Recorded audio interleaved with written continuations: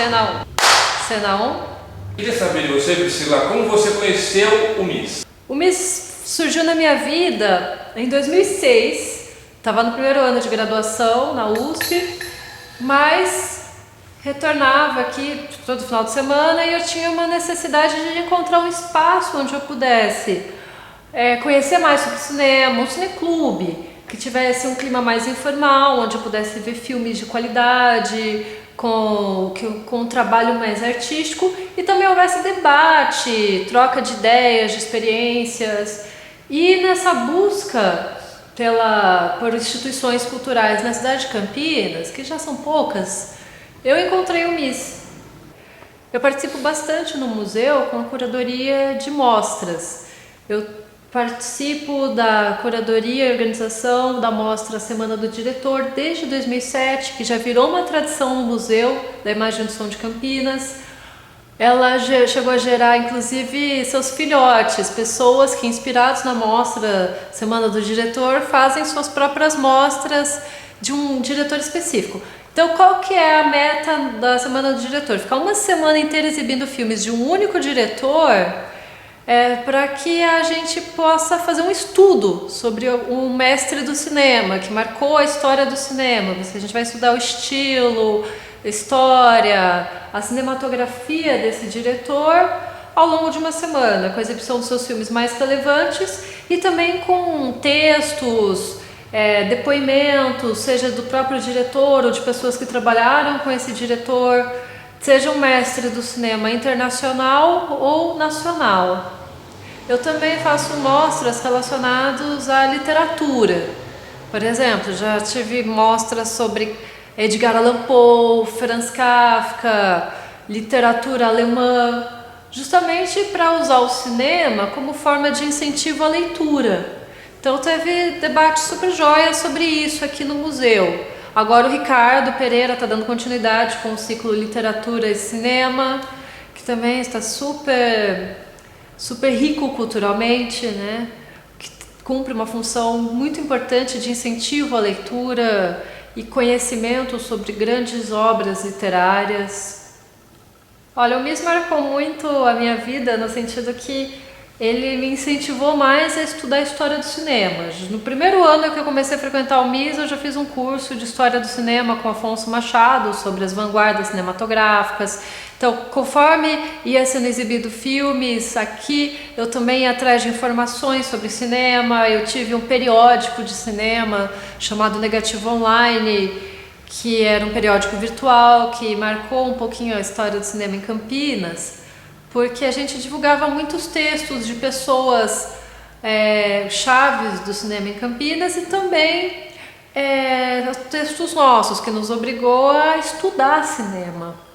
Então, ao longo disso, toda essa experiência e também dos meus estudos na faculdade, que eu buscava fazer um paralelo entre literatura e cinema, eu consegui um arcabouço teórico que me permitiu dar aula de História do Cinema na Escola de Arte Pandora.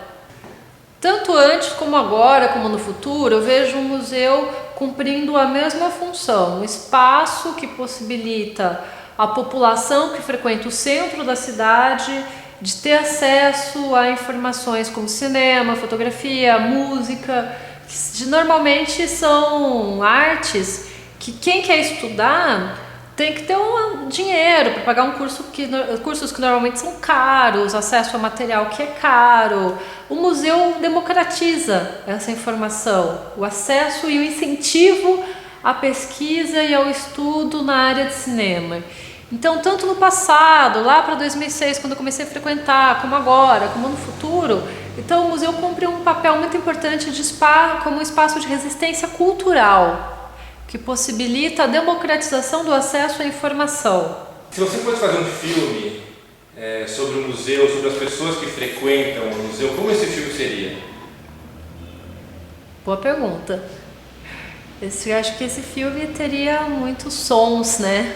Porque aos sons do museu, aos sons dos filmes e músicas que estão aqui armazenados, tem os sons do centro da cidade, da rua, das manifestações, ou mesmo das pessoas no seu cotidiano que fazem a história da cidade acontecer, né?